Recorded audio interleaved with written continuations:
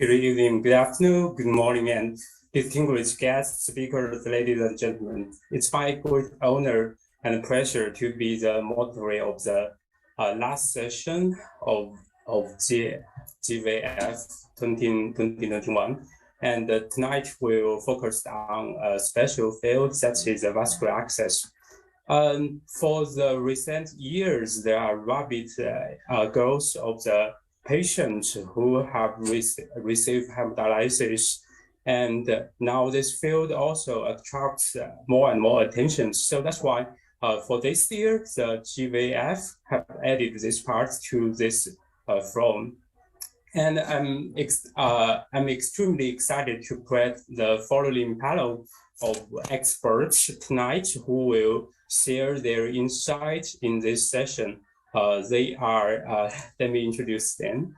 They are Dr. Chen Weihua from Tainan Military Anna Hospitals, and also Dr. Yue Jianing from Zhongshan Hospital, Fudan University, and Dr. Tan Jingyun, who from Huaxiang Hospital, Fudan University.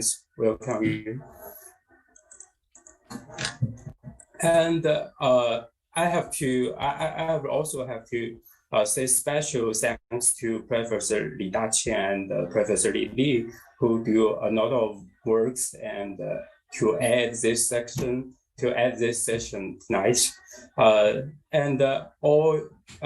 For all audience, if you have any questions or comments about our topics today, you can just post your questions or comments or the sense in the live stream chat box, and our team members will gather your questions for the Q&A sessions.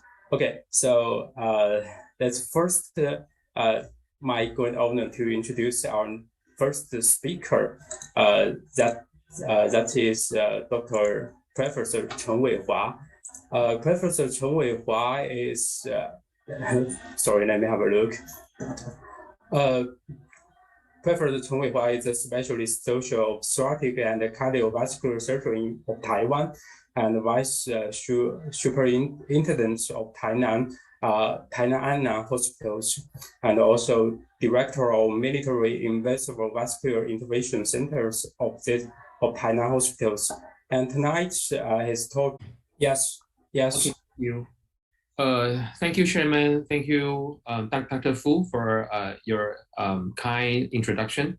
I also would like to thank for the Global Venous Forum to invite me to talk in this meeting for AV access experience. Today, I'm going to share my little experience on how we use the Viabahn to treat recurrent juxta anastomosis stenosis for a very difficult lesion that we always met, the radiosephatic AV fistula recurrent stenosis. I'm Dr. Chen from Taiwan. I'm a cardiovascular surgeon. I have nothing to disclose. We all know that the immaturity for the AV fistula over the native AVF have been a very important issue when we using the native AV fistula access as our primary option. So there are three parts of this native AV fistula that we frequently met with stenosis that cause immaturity. One is the inflow, and one is the juxta anastomosis that is our topic for today. So how that we treat this lesion to promote maturation of AVF in a lot of patients. So this is one of the part that we saw here. This is the part that the swing side over this juxta anastomosis always gets stenosis in a lot of patients after we perform AVF creation for them. So the real incidence of juxta anastomosis stenosis reported to be 43% to even 100% in the previous literature. So here, as we saw here, the cause of this stenosis is due to the intimal hypoplasia, either caused by in the surgical procedures or caused due to the anatomical issue. So studies over this part of this AVF that uses the computational fluid dynamic study, that we found that the cause of this stenosis is due to the morphology of this anastomosis. So let me show you this picture. So in a lot of study that we found that in the obtuse configuration of this anastomosis, that we will get less gestal anastomosis stenosis. So if you have a obtuse margin, obtuse configuration, you have a more stenosis. So in a lot of literature from all over the world, that we found that the failure to be mature in this kind of patient is really have a big portion. So as you see here, it ranges from 30% to 60%. So the problem for the immature is a very important issue when we want to deal with the native AVF creation. So can we prevent? So in a lot of study, they find that if we pick among different patient population, like in the diabetic population versus the non-diabetic population, or the obese populations versus the non-obese population, we still can't prevent this problem of the immaturation. And we know that in the women population, they have a smaller vein or smaller artery. Sometimes if we can use a preoperative ultrasound, maybe we can have a higher successful rate. But this preoperative Doppler ultrasound in promotion of the AVF will not always be as smooth as we think. As you can see in the study here, that we find that if we use more preoperative Doppler ultrasound, that we will create more AVF. But the problem is we will have more poorer primary patency at 1 year over this cohort of patient. So it means that if we do more aggressively the native IVF in our practice, then maybe we will have more immaturation. So this is also another problem when we integrate the Doppler ultrasound in the process of AVF creation. So how about using endovascular mean to treat this problem? So in a lot of study here that we find that, including the Dr. Bizarre, he has an immature AVF 100 patient, and most of them is due to the gestal anastomosis stenosis.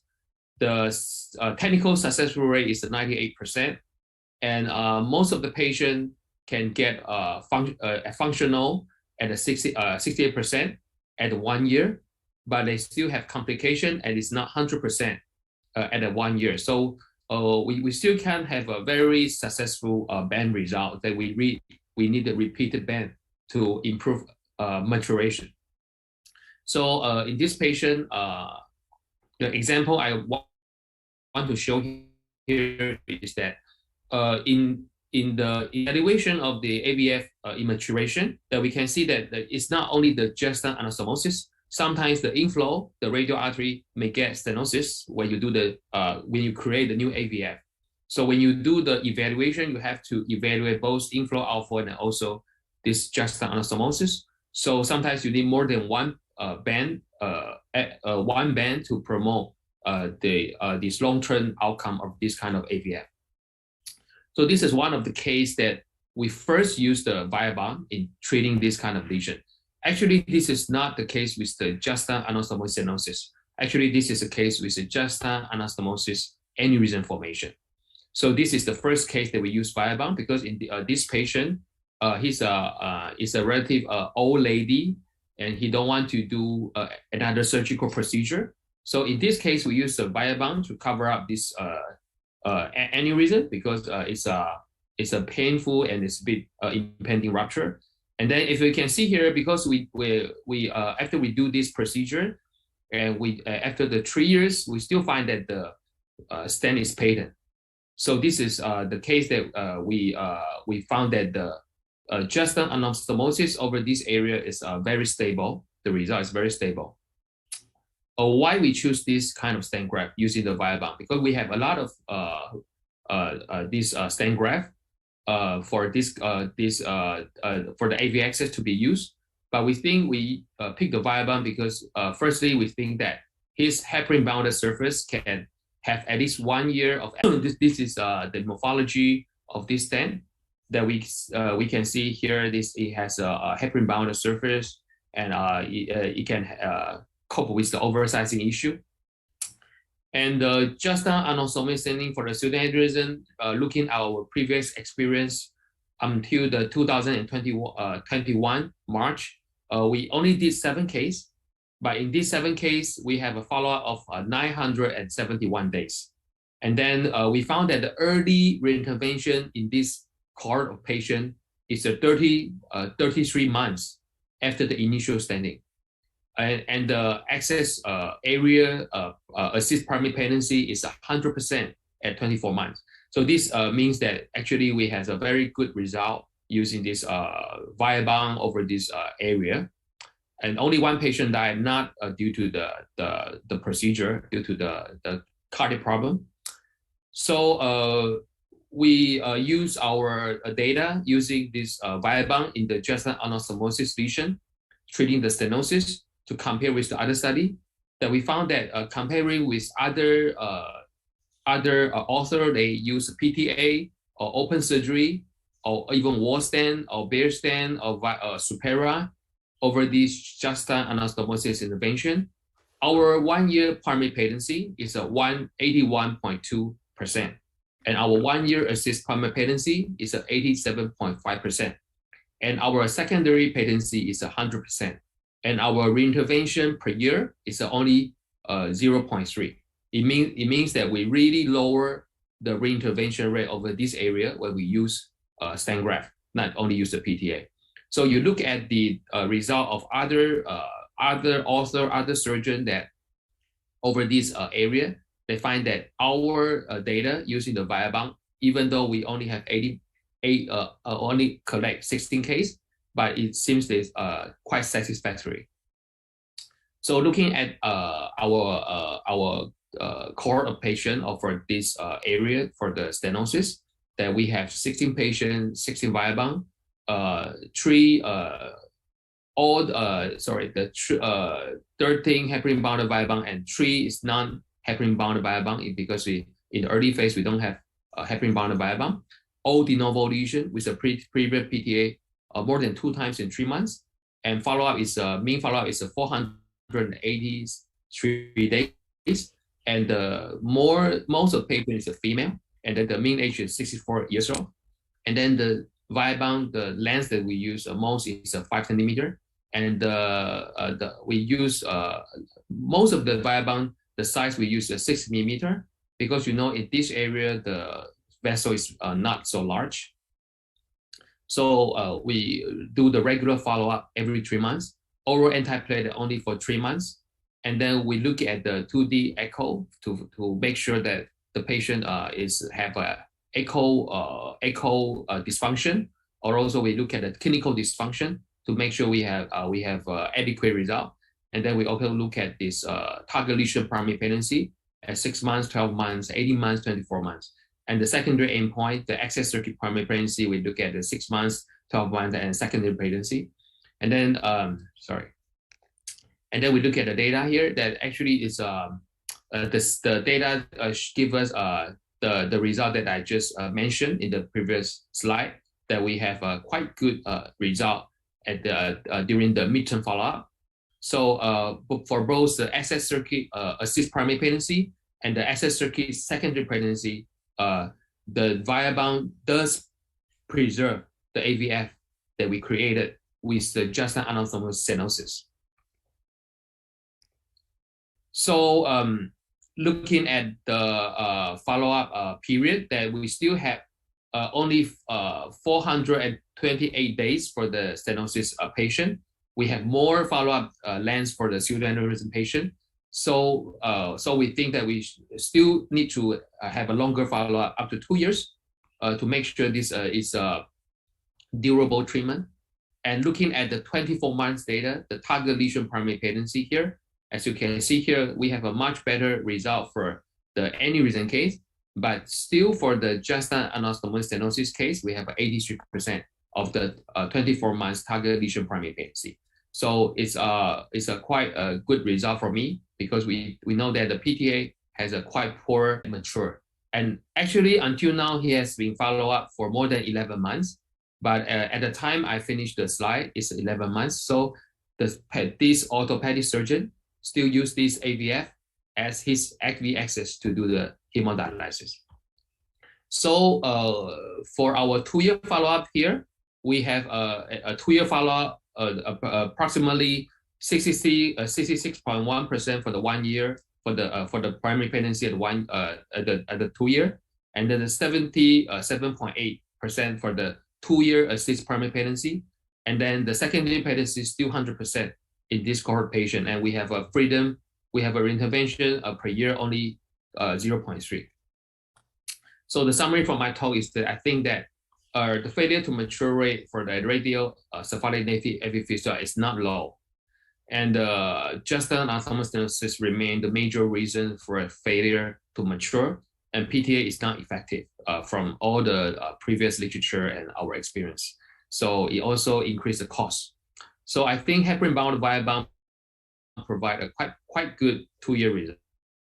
So because it provided a pulse morphology and then a barrier for intimal hyperplasia in both juxta anastomosis and also the aneurysm morphology. So I think for this very stubborn lesion, I think Viabahn could be the good option to treat.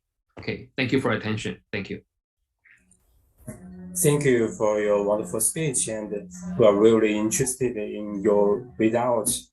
And I know, of course, the other two speakers, Dr. Yue and Dr. Tam, I believe you must have a lot of questions to ask. So we have 5 minutes for a short discussion about this topic. So do you have any question about this, Dr. Yue and Dr. Tan?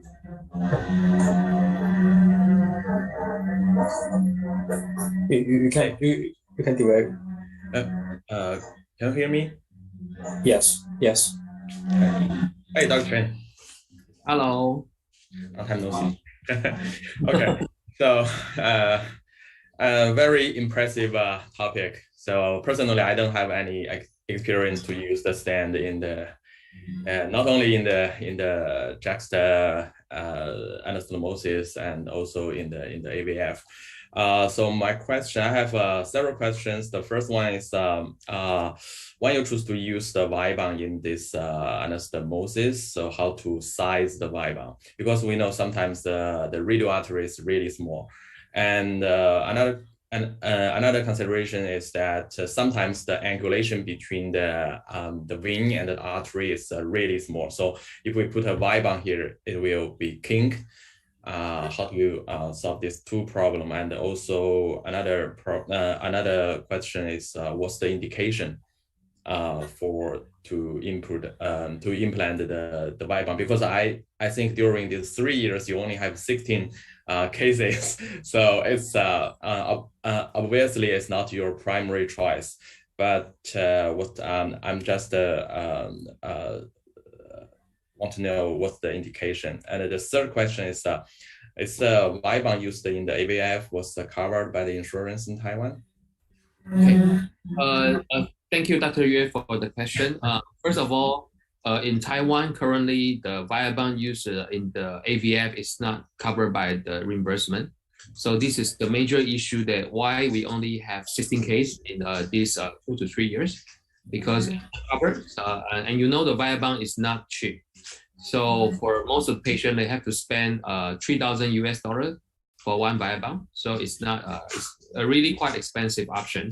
But so which kind of patient we will choose? So for the patient that will consider this endovascular to treat this lesion is the patient that we choose is first of all, they don't want to receive the open surgery for the reconstruction of this lesion. And secondary, we choose that the patient have a repeated PTA over the past 3 months. If he has 2 episodes of PTA in the past 3 months to maintain the patency, then we will consider her or him to be the candidate for this treatment. But he had to pay for the Viabahn. So So that's why we can't have we still can't have too many candidates in our this retrospective review. So I think but we do it quite cautiously. So as you can see here, because the patient we can only do the patient that can pay. So we also choose for the anatomy. So for patient that we will consider to suggest that they use the Viabahn instead. I think the patient have to have a very good outflow. So the patient have to have a very good cephalic outflow. So if we treat the inflow, and then the patient will have a quite good outcome. So firstly, the patient have to have a good forearm cephalic vein and outflow. And then for the sizing problem, that in every case we will do the pre-dilatation.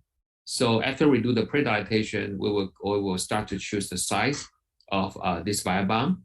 And then why we choose Viabahn? Because Viabahn to cross this lesion, actually the stent won't be restricted by the anatomy. So even in the very sharp angle, after you do the Viabahn stenting,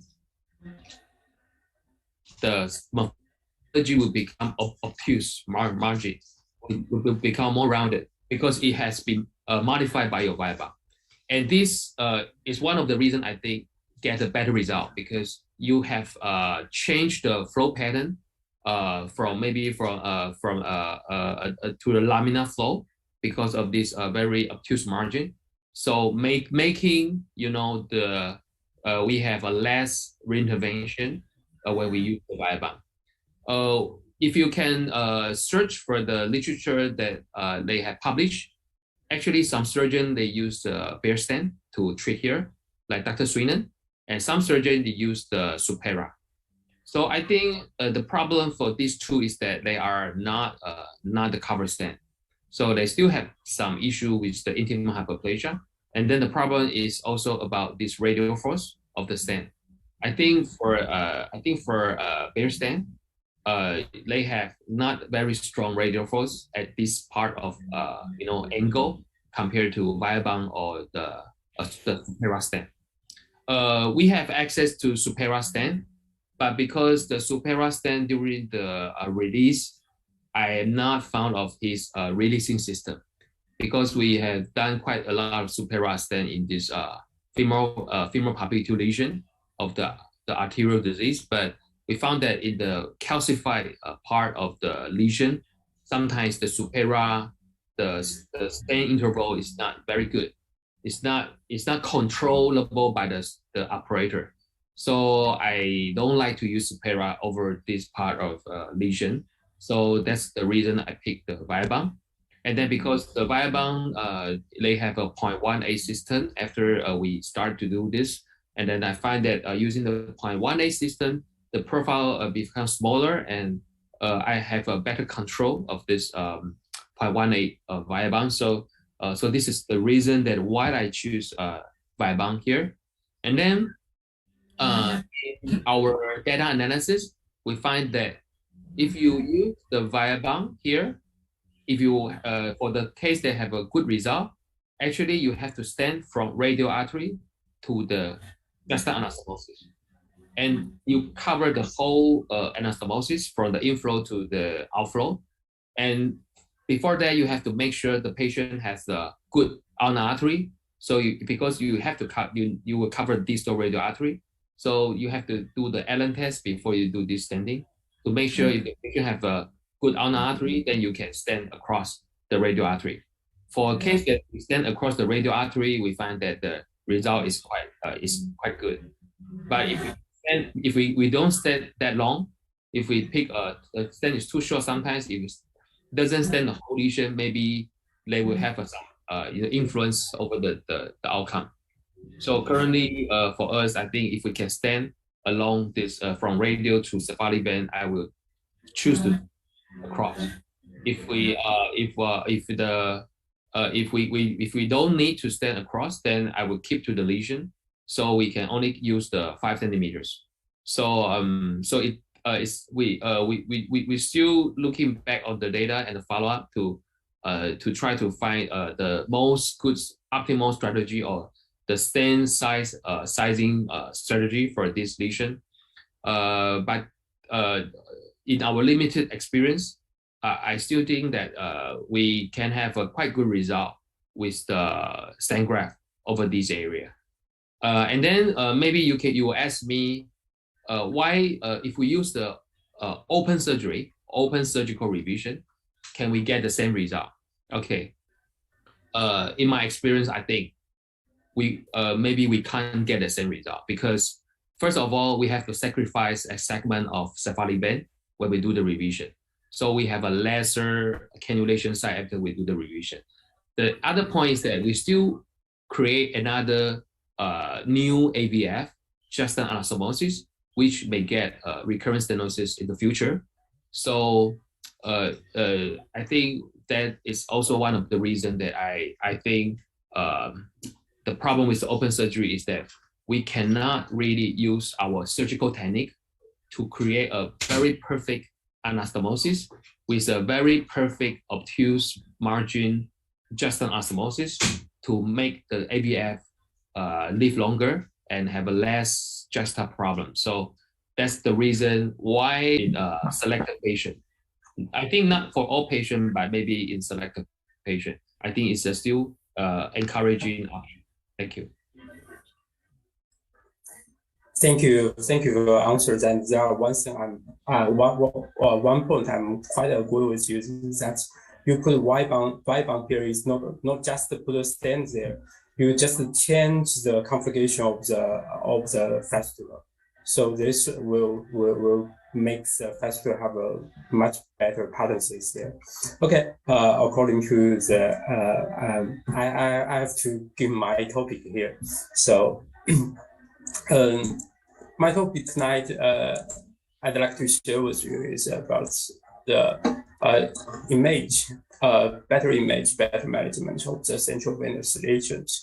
And this part comes from me, and part of the content comes from Department of Radiology. Some my audience, Taoli and Zhu, who do a lot of efforts for this. And as you know, for recent years, the central venous lesions is core of this HVA, since it's the most risky one, most difficult one, and also it's not. Although you do a lot of things, but the results is still need to be improved. But I think a very important thing we should notice that the image, we should do more image in management of the central venous lesions, since this will help us to understand more about this disease. For the pre-operative image, we can see the location, the length, the characterizations of the lesion, and we can set our plans to do the operations, and also we can get our instruments preparation, such as what kind of stents or what kind of blends or these things. And during the operations, it could guide the invasions and reduce radiations, expose, and also the contrast use. Post operations can also help us to evaluate the treatment outcome, predicates the relapse risk, and setting the follow-up management strategies. So let me show you some ways to do the pre-operative image evaluations. First is CTA and CTV, but this one is dependent the technicians. You must have very good technician, or you will get a very bad image. It could not help you, and it could even misleading you. Another is DSA, as all of us know, that is the golden criteria. But if you directly go DSA to do as the pre-operative images, that means you didn't prepare any image before operations, so you know nonsense. Another way you can do is intravenous ultrasound. And this picture comes from Tainan Hospital. 3 years ago, I visited Dr. Tainan Hospital, and this is Dr. Chen Weihua who do this operation here. And IVERS is really a very good way to do this. But do you have ever think about MRI? Maybe you have never taken MRI in your account as a pre-operative imaging way to do this. But in fact, I'd like to introduce this special MRI sequence that is RICT. RICT sequence is short for Relaxed Enhanced MR Angiography without contrast and triggering. This special sequence could play a very wonderful results, very wonderful image for the venous disease, such as I show you here. These two pictures are performed by MRI, and if I didn't tell you this MRI, you may think it's a CTA or other things, but in fact they are MRI. You can see this case and what we see during operation as this is shown. You can see they are really as the same. So this good image could really give you a lot of information during your operations. And what's the advantage of this sequence is that this sequence don't need any contrast. So you don't worry about it will damage the rest of renal functions. And also maybe you think this MRI always spend a lot of time, but for the sequence of weight, it's just a very short time, just several minutes, and you can get a whole picture of this. And you can see this one, you can see there are sources there and the sources there. So it can give you more details about what happens there. And this could guide you to make a better plan for your management. And also, we can use CT, we can use other ways to do this. And this image is from another technician that's, sorry. These two flows are based on CT scans, and the image was restorations with mimic research. This is the case whose catheter was misfilled into arteries, and the patient was sent there. The doctor of local hospitals, he used ultrasound guided to do this puncture. He's sure that he really punctured the vein, but he don't know why he put the catheter into the artery. But the image restorations shows here, we can clearly see what happens there. The catheter just goes through the jugular vein and gets into the artery. And this is just at the place where the carotid artery and subclavian artery rise. So according to this, it can really help you a lot to when you make operation plans. So you know at this place you have to save 2 arteries, and you might need kissing stents there. But unfortunately, we didn't do the operation since the patient didn't have too much money to afford the cost, so the patient just discharged.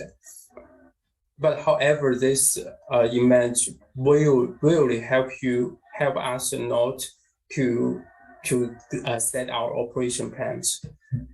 And during operations, a very good image is also helps a lot. Especially, I'd like to suggest to recommend you with is that the 3D image fusions.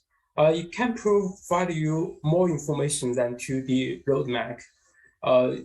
Routinely, we use roadmap to do these things, but if we change the place, change the table, change the position of the X-ray tube, you have to redo a roadmap. But if we use the 3D image fusions, the image fusions could move with the X-ray tube and tables, so you don't redo roadmap again. That will be more efficient and also need less contrast using. And 3DR really matters, especially for this case. I'd like to use this one to see why 3D matters. As you can see in this case, if you just see the left one, you might think that's just a very simple stenosis located at the left innominate base, and you just do PTA, and if PTA is not enough, you can put a stem here. But if we see the 3D, you might take account to say, oh, it's not that easy to put a stem here. And this is really important for left innominate phase. Since left innominate phase, the anatomic configurations is quite different from what we saw from 2D plans. As we can see from the picture here, we can see the LIV, in fact, first go forwards just before the arterial arch or bronchial septic tramp, or in some very rare cases, even the 3 arteries there. And this will, for some of the patients, it will be pushed by the arteries, or we can say it's the anatomic compressions, and this could lead the stenosis there. So, but if we put the stem here, that stem will make it more difficult.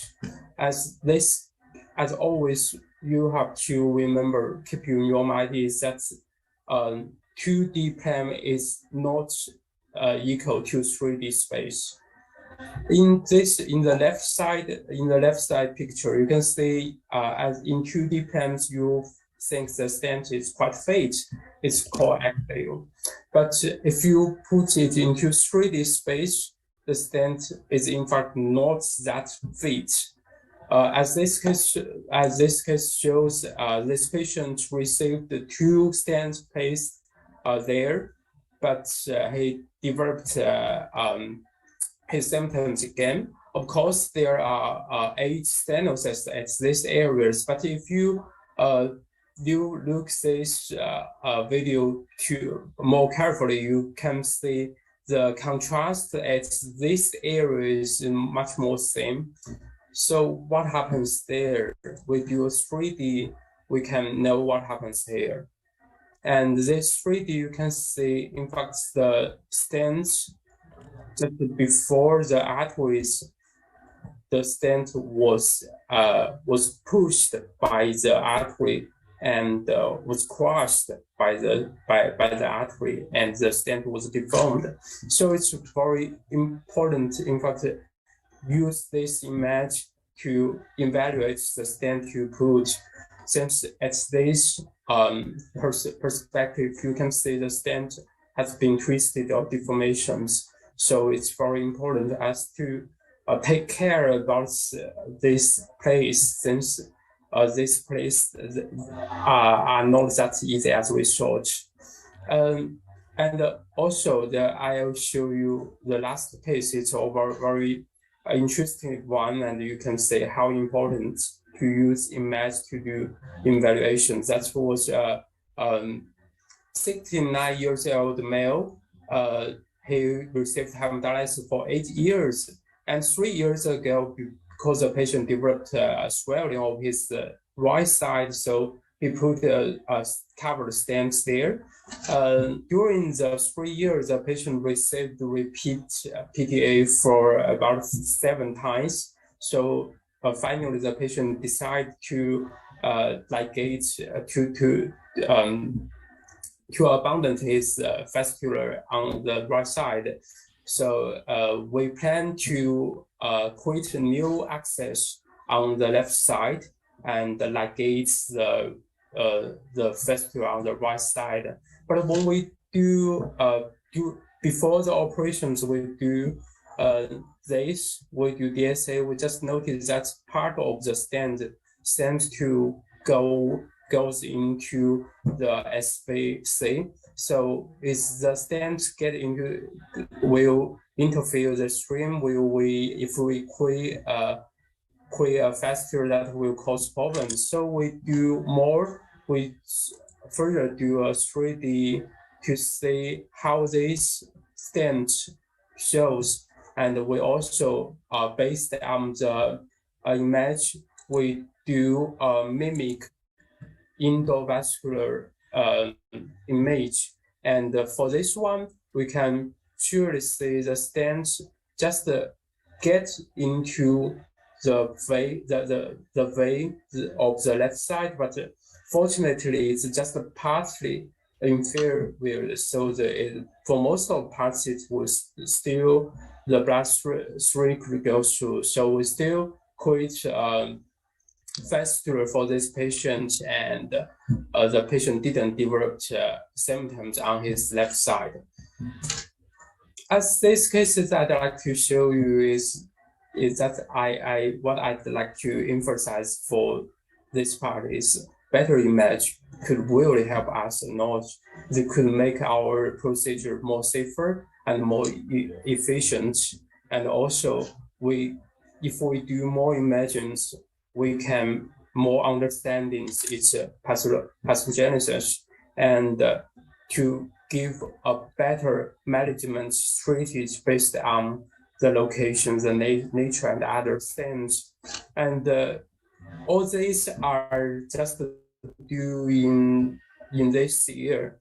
So during this year, we really, before this year, we didn't use these things to do this. So we don't know, there are so many things to know, and if we do more, we might know more. So I really wish that every surgeons who do this part of work would do more image about central venous lesions. But if we do more, we really could know more about this disease and to set better plan for this patient. Thank you.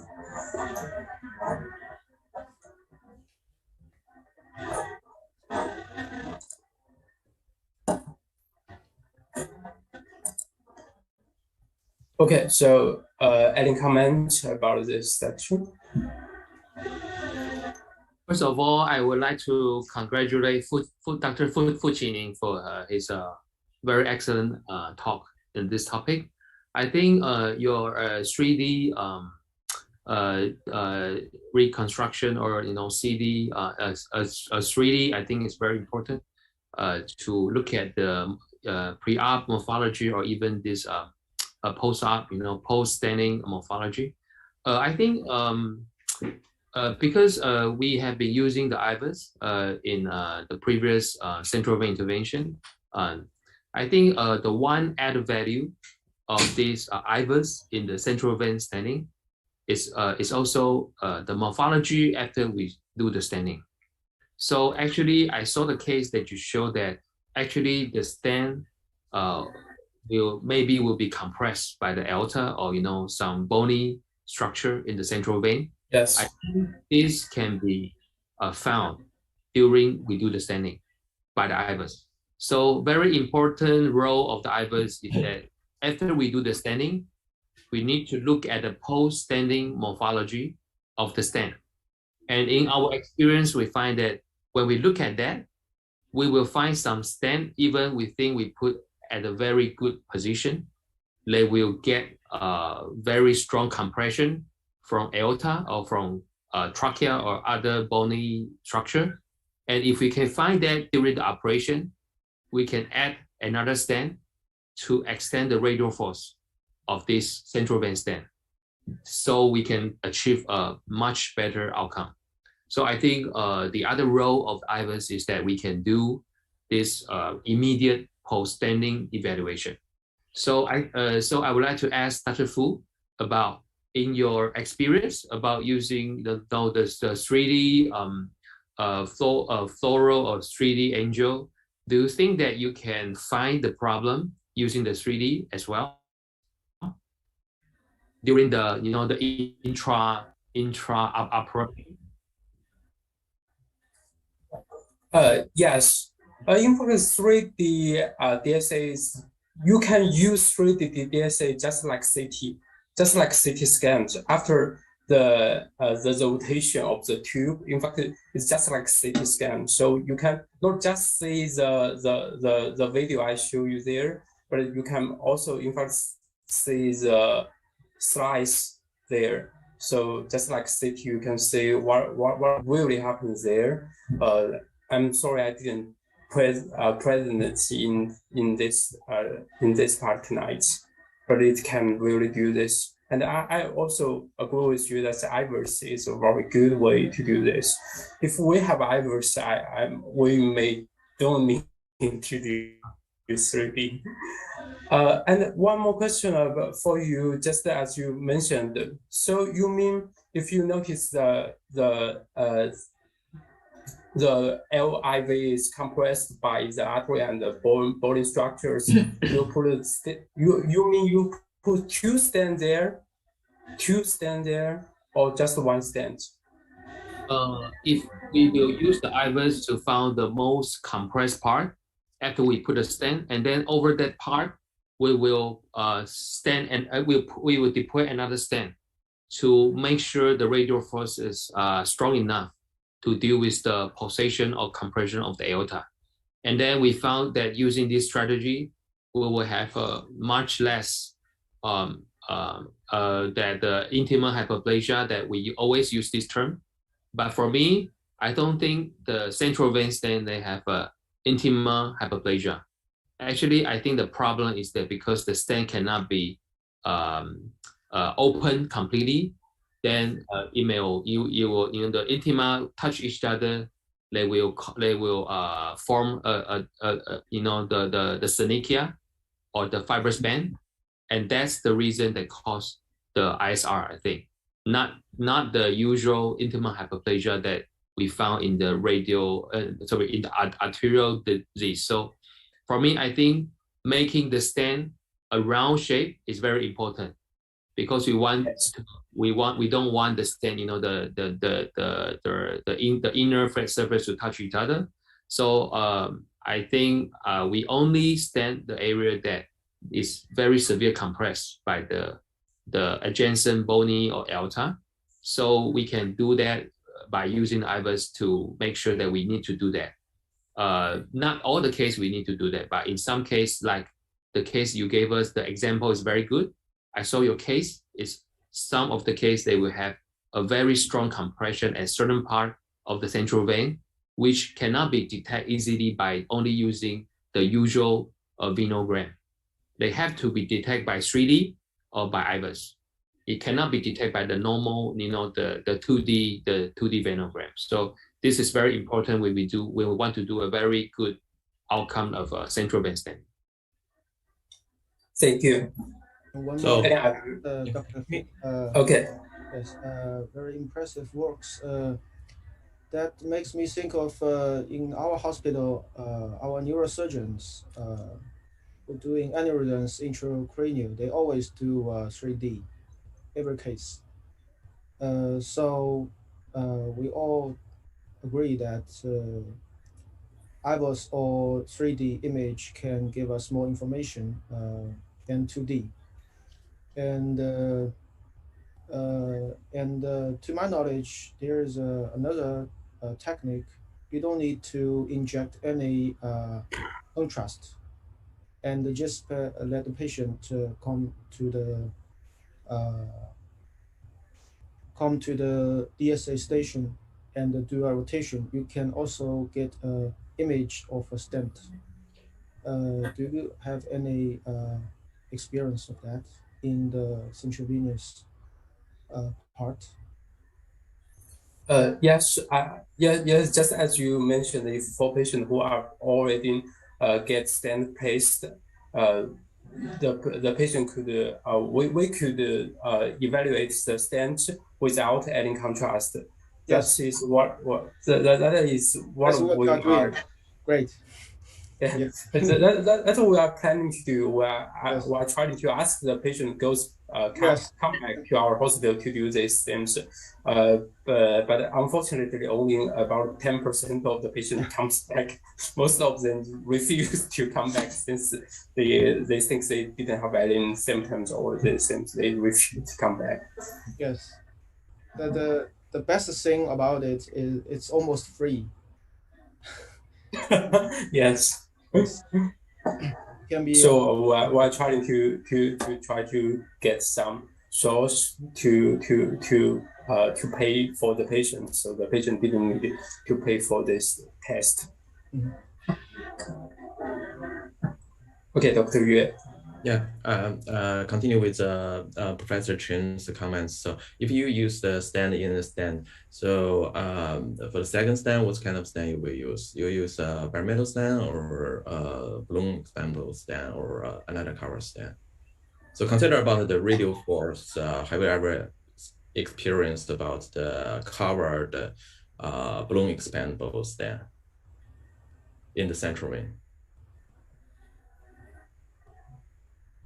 I have previously used some of this balloon expandable stent in this part, but cover, Yeah. but the result is not good because I don't think the radial force as a cover stent can deal with this part of the compression.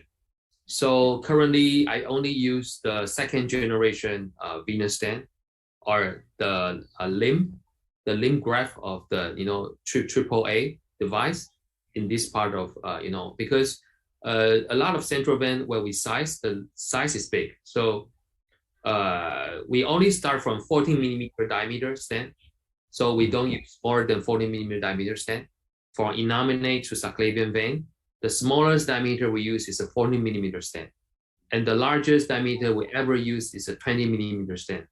So we can't use this very smaller stent graft here. So I think actually we have did quite a lot of this part with this second generation venous stent, and actually we are going to publish soon. So I think the data for it is quite good, but one part of the problem using this standing at the central vein is that I think the most dangerous part actually is the part that over the junction over the clavicle and the first rib. So that part I think is the most critical part because in some of the patients, this part the compression force is very strong. Even the second generation venous stent cannot cope with the compression force here. So we need to study very carefully before we put venous stent. Not only about the size, but only about the compression, the most compression part. So we try to avoid. So for the innominate vein, I think the result is quite good.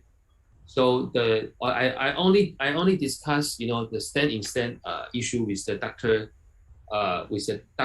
Dr. Fu is because that I do find the same problem like Dr. Fu showed us that we do have some very critical compression even over the innominate vein. So we don't think the innominate vein is a very friendly site to put the stent. It also have problem. But the most unfriendly site to put the central vein stent is actually the junction, the junction of the angle between the clavicle and the first rib. That's a junction over there. So that's a ligament, some very very critical point there. So that part I think is the most dangerous part to put the stent. So you have to make a very good, very careful evaluation.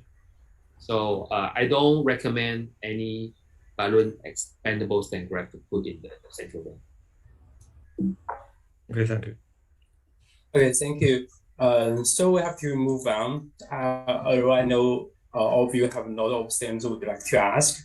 The next speaker is Yue Jianing comes from the Zhongshan Hospital, Fudan University. And he is also the vice director of Asian Pacific Angiology Academical Alliance Hemodialysis Vascular Access Branch. And tonight, the topic he would like to give us is about not easily giving up on alien fistula. Okay, so let's welcome Dr. Yue Jianing to give his speech. Thank you, Dr. Fu's introduction, and thanks, President Professor Zhang, for having me here today in this great conference. It is so happy that GVF conference for its first time includes those academic contents of the dialysis access works. We know that the dialysis vascular access, just like the varicose veins, is one of the most important and common disease in the vascular surgery, and it deserves all the attention of all the vascular surgeons. So what I'm talking about today is very similar with Professor Chen's topic. It's about the early AV fistula failure. Okay. As the Kidoki guidelines said, all of our work is aimed at improving the survival of dialysis patients. The patient's dialysis life begins with his or her first AV fistula, right? So the vascular surgeon's job is to create and maintain a functional fistula. So once a fistula is created but failed to mature, we should not easily give it up. Here's my personal opinion. The lifespan of a dialysis patient is roughly equal to the sum of all the access he or she used during the whole life. In order to improve their life expectancy, in fact, every fistula should be saved and prolonged as much as possible. To do so, we can save other vascular resources for future use and reduce the central vein catheter, but the price to be paid is more intervention and higher medical cost. The human body has only a few sites where an AV fistula can be constructed. Only 4 of them. I think 2 forearms and 2 upper arms are the most comfortable and convenient from the patient's perspective. Once an AVF site has been abandoned, it is hardly possible to use it again to create another AVF. AV fistula can be abandoned for a number of reasons, but what is the most common reason since this AV fistula has been created is the non-maturation. After about 60% of the new created AV fistula fail to mature adequately, at least to be used for hemodialysis. Some of them cannot open up to the desired diameter, and some are thrombosed before it has a chance to get maturation. With balloon-assisted maturation technique, most of the failed AV fistula can be salvaged for the dialysis. Once the forced maturation succeed, the outcomes of this fistula in the future is actually comparable to that of those that mature naturally. I will, during the next few slides, I will show you our own data from the August 2017. We got 31 balloon-assisted maturation cases. In this talk, I would like to share one of the most recent cases and use this case as an example. I will show you to share the results of our own case cohort. Actually, this is a 64 years old male patient with hypertension, but no diabetes. 1 month after the creation surgery, his radiocephalic fistula was found to be occluded, total occluded. No thrill, no pulse, but we still can mapping the outflow vein with the ultrasound. And in our those are our the cohort data.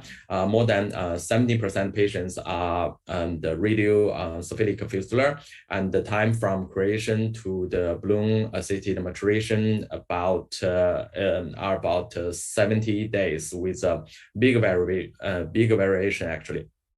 In the next few slides, I will do like this. I will use the blue box to show you our procedure detail for this individual case, and use the white box to show you the related result of our cohort. Okay, the surgery begins because the puncture may cause further damage to the non-maturation veins. We normally use the arterial approaches for the balloon-assisted maturation.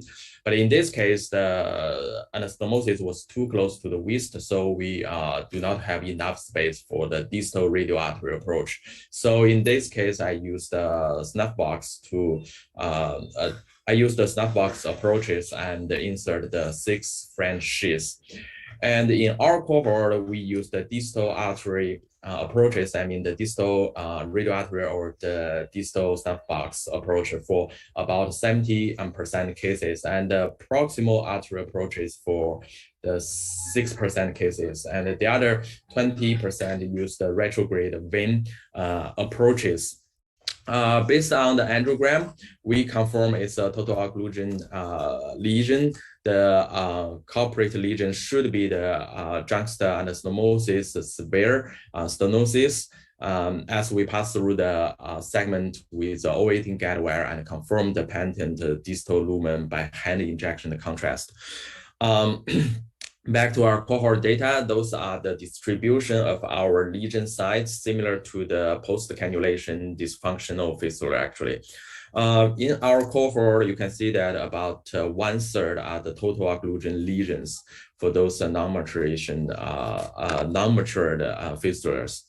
After I pass through the guide wire, I normally use 3 or 4 millimeter balloon to dilate the vein. In this way, the small balloon can be used for pre-dilatation to prevent the rupture of the lesion, especially for those very narrowed or occluded lesion.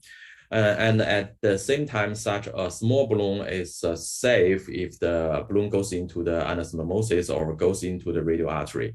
And then I use a 6 millimeter balloon to do the thrombus maceration and also the angioplasty. Usually, high pressure balloon is needed. And then in this case, I use DCB in this case. Actually, in our cohort, about 30% balloon-assisted maturation required high pressure dilatation, which is more than 15 atmosphere. And normally I need to reach 6 millimeter for most cases, and 20% cases I use the drug-coated balloon in those balloon-assisted maturation nowadays. This is the final angiogram, and this fistula was successfully cannulated too earlier and too easily. Do not struggle to try the balloon-assisted or forced maturation technique. I mean, every fistula actually should at least be given a chance to be forced maturation. I prefer the arterial approaches, as you don't want further damage of the fragile veins. I mean, do all you can to save them, whether use DCB or multiple intervention, also including the standing technique, just like Professor Chen had just shown us. Okay, last I would like to say congratulations on the beautiful success for the GVF 2021. Thank you. Thank you. So any discussion or comments from Dr. Chen and Dr. Tan? Thank you, Professor Yue. Very impressive case, always. And I have a small question. I see you use DCB in this case. Do you have compared two groups of using DCB or without DCB, the maturation rate? And I'm very agree with you that you use a small balloon first and then a 6 millimeter balloon. Uh, and I also see that in your cohort you also have some patient to do a second time dilation. Have you also compare with the staged procedure and one time dilation philosophy? That means 1 time 4 to 6 and use it. I also use it staged procedure, as you know. Yeah, and very good questions. Unfortunately, I don't have those subgroup analysis, just like you said, because you see the sample size is really small, only about 40 cases. So for the DCB use, I only use DCB about this 1.5 years because the 4 millimeter the 4 centimeter DCB, you also know that in Shanghai has a very good price. But before that, I never tried the DCB in those cases. So personally, I'm thinking about to compare these two groups, but right now I don't have data. And also the subgroup analysis for the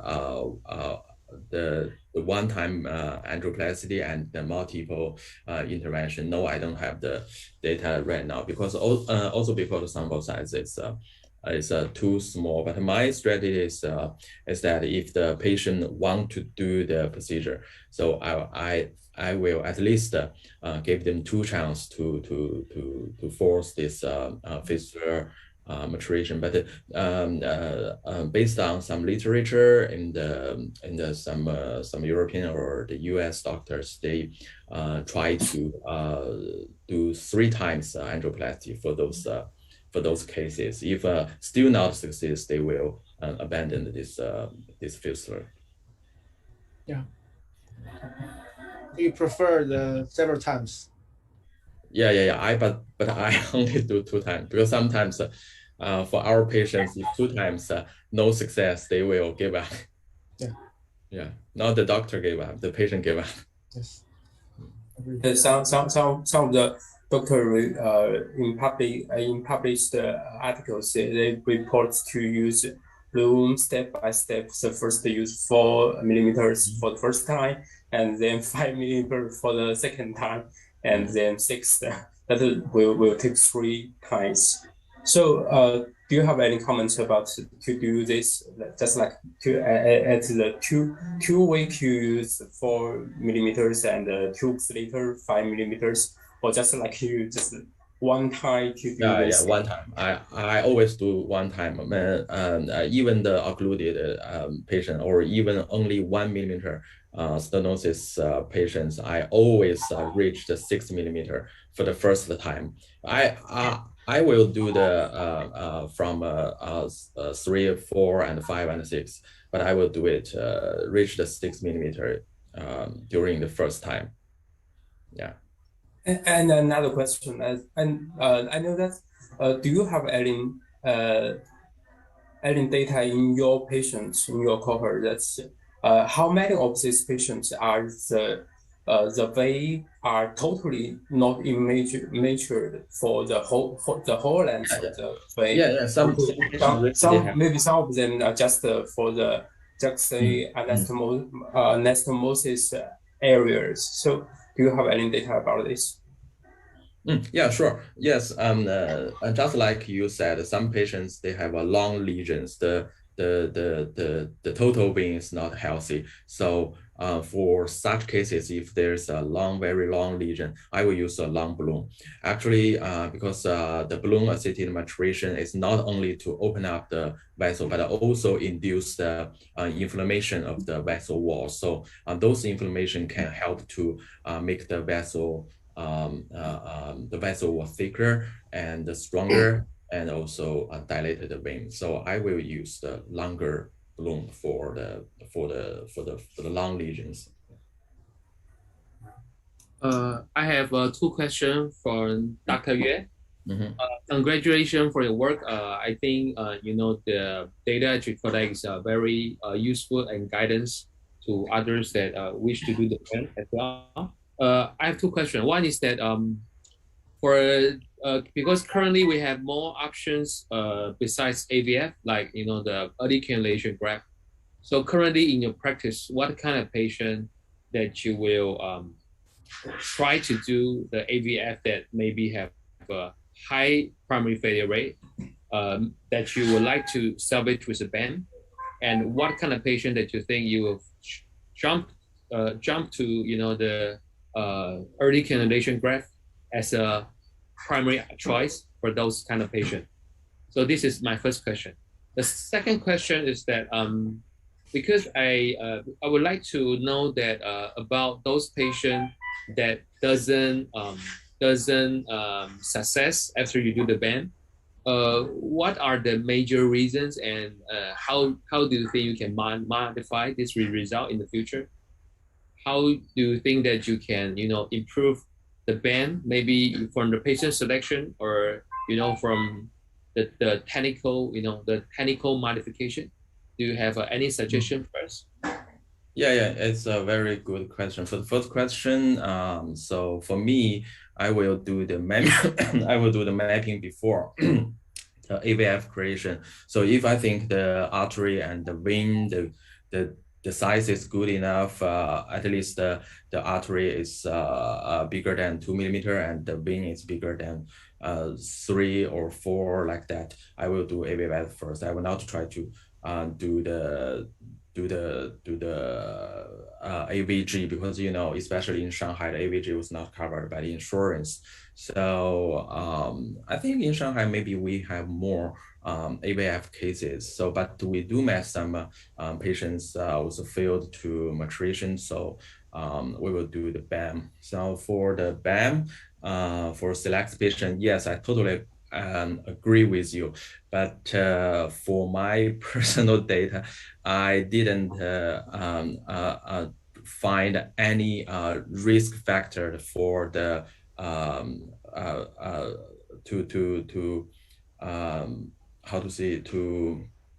give us some indication how to select the patients. But I believe there sometimes they has some risk factors that will fail the BAM. For me right now, maybe the very old the very old age and also the diabetes, maybe some risk factors. Yeah. How about your experience? I also very curious about the patient selection of the BAM technique. Okay. First of all, maybe I think for the lesion that is not. I think in my practice, I think the lesion size is very crucial. If you are doing the band over the arch vessel, the cephalic arch, I think most of those cases may not success. But if you are doing the band over the forearm vein, I think most of those cases will success. So for the band, I more like to do the band over the radiocephalic AVF rather than the brachiocephalic AVF. I think the radiocephalic AVF tend to be more technical success and more clinical function after we do the band. And I think we have I currently select the patient very carefully to do the native AV fistula, because I think band is not a one-time procedure. It sometimes needs multiple procedure. And the problem with band is that it's sometimes not surgeon technical related, because if the patient went to a dialysis unit, they don't really do proper evaluation of the AVF. Sometimes your band will fail because they tend to use the AVF which is not ready for cannulation.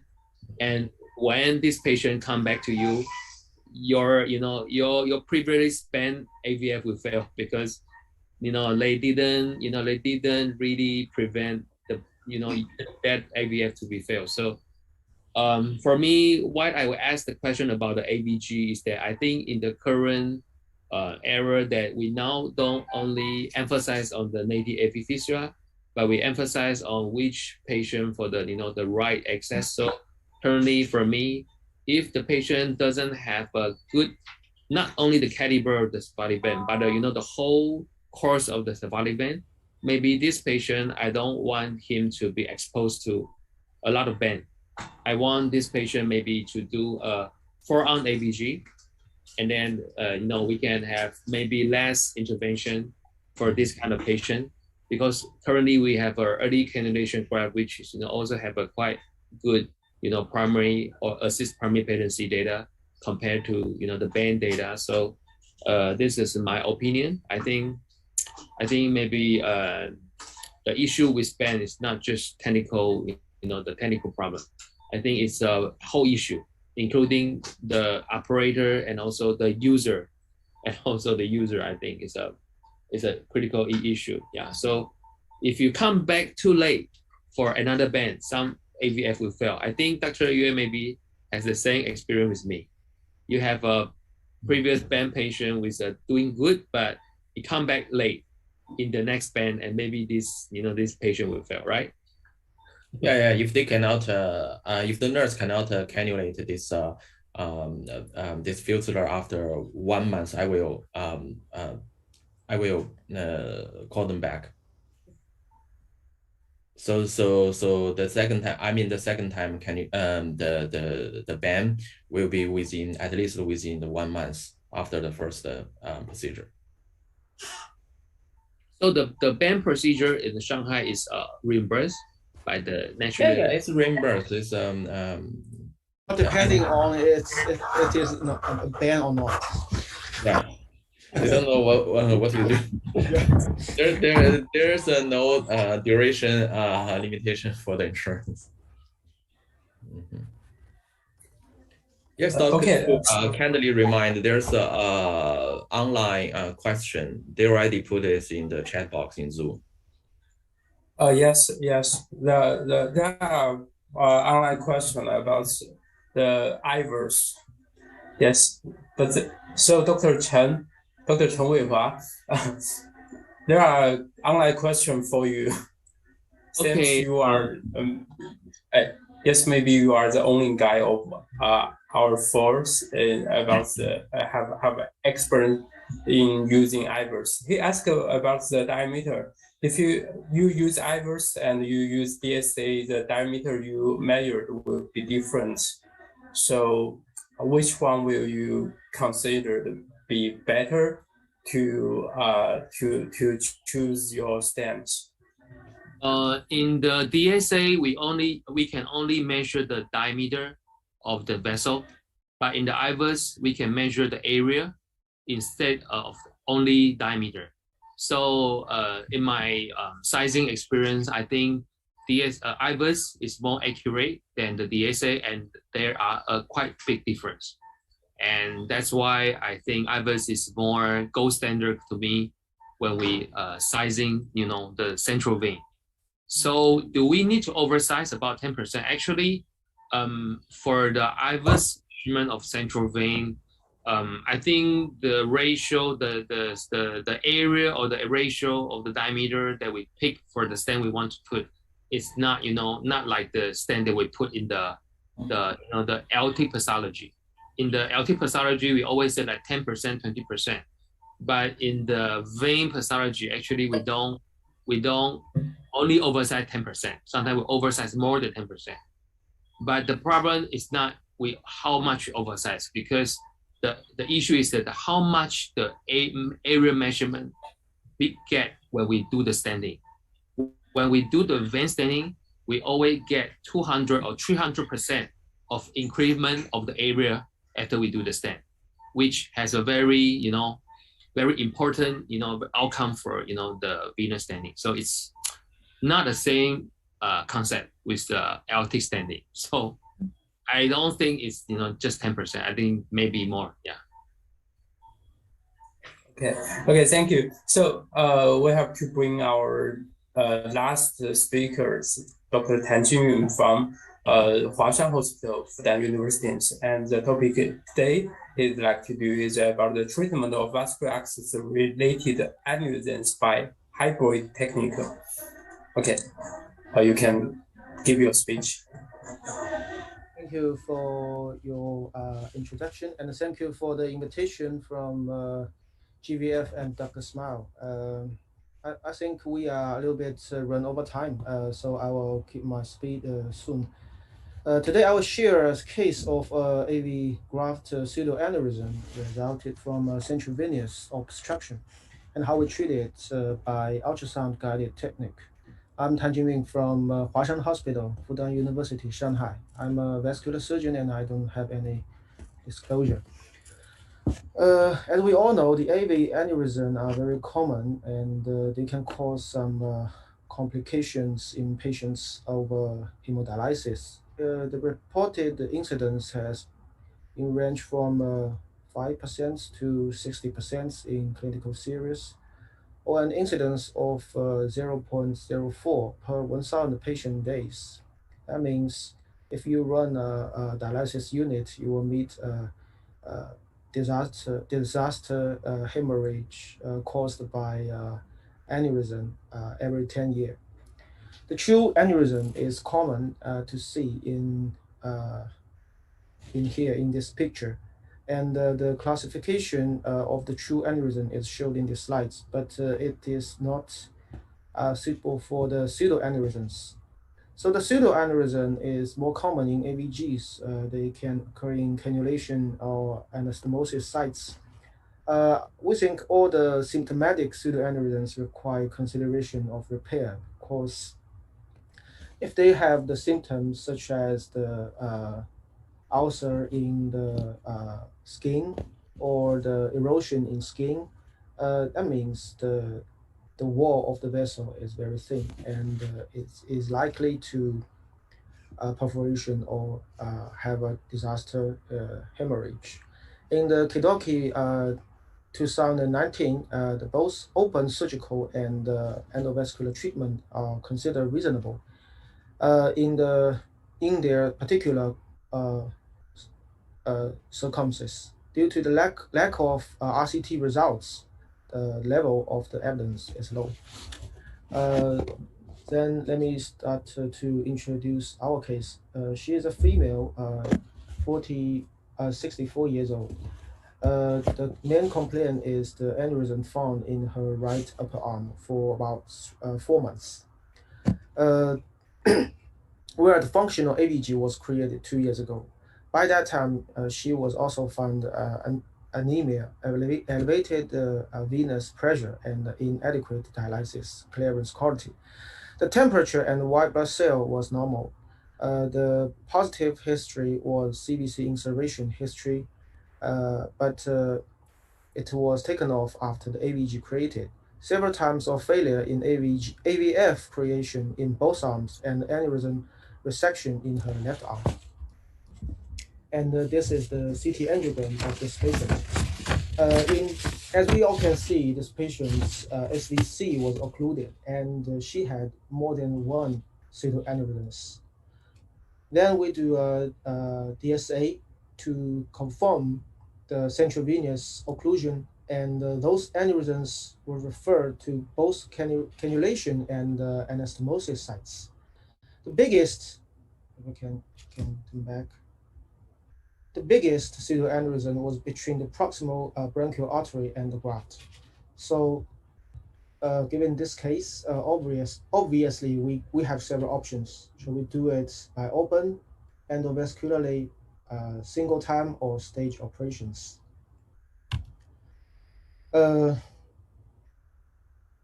Take this patient's condition in consideration. Our plan is to recanalize the central vein at the first time, and to restore the high venous pressure and restart normal hemodialysis as soon as possible.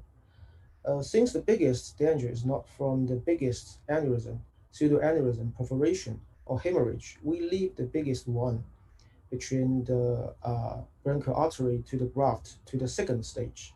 In the second stage, we would use a surgical procedure or a hybrid technique, depending on whether the patient is going well. So we named these two pseudoaneurysms aneurysm 1 and aneurysm 2. At the first time, we recanalized the central vein and put a 14 by 90 millimeter wall stent there. And by the way, we treat the first two aneurysms at the first time by valve. Here, you can see. The second time, if we use the ultrasound, you can see a bigger one between the anastomosis area between bronchial artery and the grafts. So at this time we have we in this situation. If we put the stents, if we put the stents here, we may lose the graft. If we put the stents to save the graft, we may lose the blood flow of the upper extremities. So always we do open surgical procedure to repair the perforation rate. But as we can remember, this patient's condition is not that very ideal, and she is refused to if the patient have a blood transfusion. So we try to treat the patient by the second plan. As what we do, we open the distal part of the bronchial artery and put a valve on from the distal part. Here's the procedure.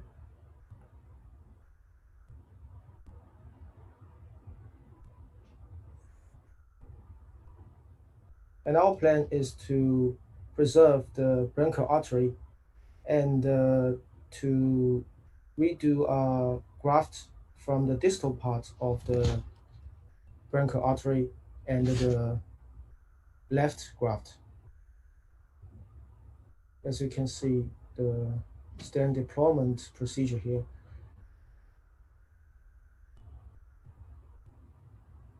We put a 7 by 10 valve on here. Yes. And after that, we just use this puncture site as the proximal part and the left graft as the distal part to position a new graft here. The advantage of this is we can make full use of the left graft and treat the aneurysm 3 and aneurysm 4 at one time. As you can see, after the stem deployment, we cannot see any flow in the aneurysm. And after 1 month, we just resect the aneurysm and the graft left. That's the follow-up angiogram in the local hospital. You can see there's no flow in the angiogram shows no pseudo aneurysms anymore. As we all know, the pseudoaneurysms RCT is very limited. The endo treatment is basically the same in the first 3 months, but the open surgery is a little bit higher in 6 months secondary patency rates. In this case, my consideration is here. First step, we always treat the CVOD and restore the normal SVP first, and no cannulation over the pseudoaneurysm area or cover stents. Even no infected symptoms, we use antibiotics before the endovascular cover stents implanted. We think ultrasound monitoring pre and peri and post operation is critical. The advantage of doing this is we can restart normal hemodialysis as soon as possible. As you can see in the procedures, we don't insert any CVC again, and we can avoid blood transfusion, and maybe in the busy days of hybrid OR, we can do this procedure also. Downside is potential insertion in an infected field, potential of endoleak or mismatch between the stent graft and artery, potential loss of cannulation zone. But fortunately, all these potentials didn't happen in this patient. Thank you.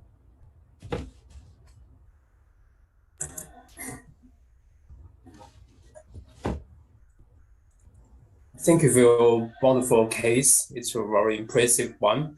So any comments from Dr. Yu and Dr. Chen?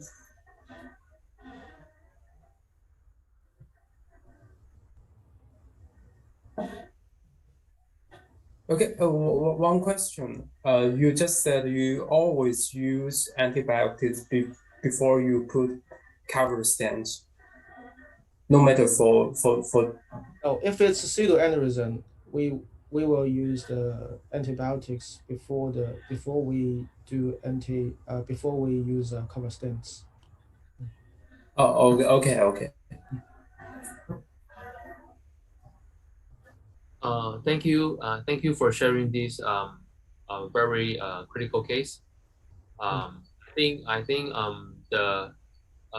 you have taught us a lot of critical point when we want to treat the pseudoaneurysm over AVG using the stent graft. I think first of all, I think the importance of antibiotics is very crucial in using the stent graft to treat the AV graft pseudoaneurysm. As we can saw from the literature, actually the infection rate using the stent graft to treat the AV graft pseudoaneurysm is not low. So I think the most important lessons that we will learn from this talk is that Dr. Tan has taught us about the importance of antibiotics. And I think if you want to do this pseudoaneurysm over the AV graft using the stent graft, first of all, you have to try to avoid leaving the dead space. So in my practice, when I do standing over the pseudoaneurysm or the AV graft, I will always try to make sure the blood is not retained in the pseudoaneurysm sac when I put the stent. So in my practice, I will try to use manual compression over the pseudoaneurysm before I stent. Try to make sure all the blood flow away. So this is, I think, I very enjoy this talk, but for this very complicated case, I think for using the hybrid stent technique to reconstruct this AGJ area, I think is another very good way to do that. But I would like to ask about how do you think that the reason for formation of these two aneurysm over that that part, is it due to the puncture by the incidental puncture by the dialysis nurse, or is it due to the fragile of the artery of the patient caused by the venous hypertension of the occluded central vein? Which ones do you think caused the pseudoaneurysm over the artery? Thank you. Thank you for Professor Chen's question and your comments. And as you can see, the four pseudoaneurysms, the first one is, and the third one, I think it's the sites of it is in the anastomosis sites of the graft and vein, and between the graft and vein, and between the artery and the graft, as you can see. And the fourth pseudoaneurysm is in the cannulation site, but I cannot understand why the second pseudoaneurysm appear. Maybe it is just because of the hypertension of the venous caused by the obstruction of the central venous. I cannot explain that. Thank you. Thank you.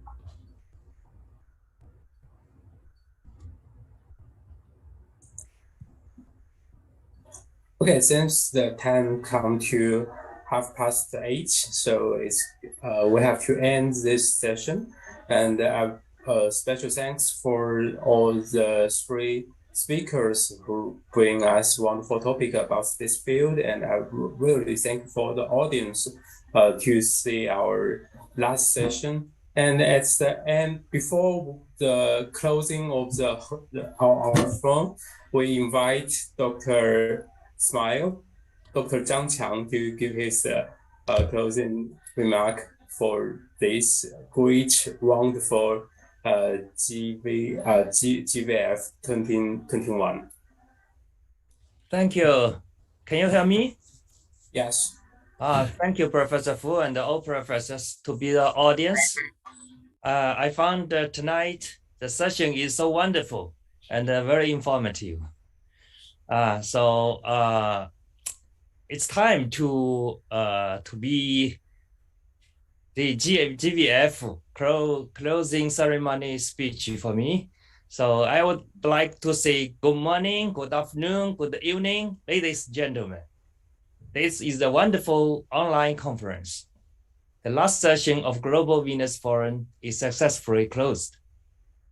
Great lectures, very interesting discussions. People talking from their hearts about what they think is really important. It's not just only on venous disease, it's more than that. That is what we have seen these days and what I'm inspired. In the future, I really hope we can improve or increase our collaborations in this field. There are so many opportunities there, so much technology to make this possible. So please collaborate more and more. Thank you very much for the wonderful talks and being with us during these days. Well, let's meet next year. Thank you again. Thank you. Thank you.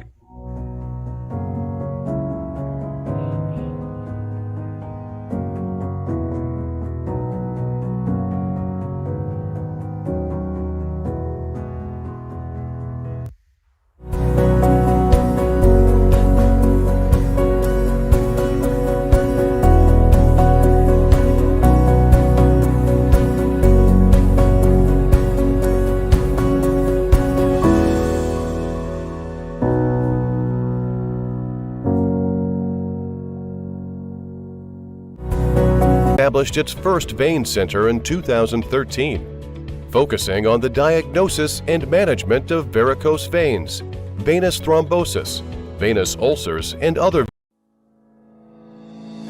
Dr. Smile Medical Group was the first medical group established in China. It was founded on July 1, 2014, by renowned vascular surgery expert Dr. Zhang Qiang, also known as Dr. Smile. The group's headquarters are in Shanghai, China. Dr. Smile established its first vein center in 2013, focusing on the diagnosis and management of varicose veins, venous thrombosis, venous ulcers, and other venous diseases. To date, the group owns franchises of international vein centers in Shanghai, Beijing, Guangzhou, Shenzhen, Chengdu, Chongqing, Qian, Nanjing, Hangzhou, Shanyang, and other cities. The group's professional teams of venous disease experts and use of cutting-edge practices, including minimally invasive Chiva surgery for varicose veins, provide individualized and comfortable treatment experience for patients with varicose veins. Dr. Smile Medical Group also has established an international academic communication platform to facilitate partnerships with medical experts from the United States, France, Italy, Japan, and elsewhere to develop new technologies and related devices for varicose vein treatment. Dr. Smile is also the founder of Chinese Medical Alliance and one of China's key innovators in the medical field. As a famous expert in vascular surgery and a leader of phlebology, Dr. Smile has been diligently exploring and innovating and pursuing medical excellence. He has served as the Chief of Vascular Surgery at 3 Grade 3A hospitals in China and has been committed to the perfection of venous treatment technology. In 2014, he stepped out of China's public hospital system to establish the first medical group in China. In 2014, Dr. Smile Medical Group established Physician-Hospital Partnership and City Sharing Specialized Medical Services.